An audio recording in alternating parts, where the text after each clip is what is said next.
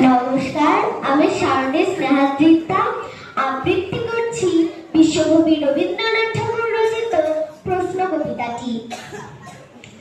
মা গো, আমায় ছুটি দিতে বল, সকাল থেকে পড়েছি যে মেলা, এখন আমি তো বসে করব শুধু পড়া খেলা।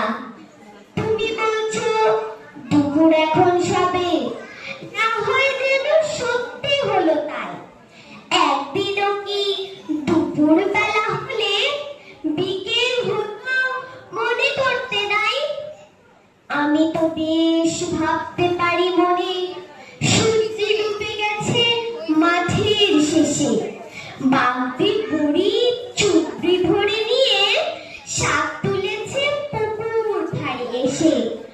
আধার হলো মাদার গাছের তলা, কালি হয়ে এলো দিঘির জল, হাটের থেকে সবাই এলো ফিরে, মাঠের থেকে এলো চাষির দল।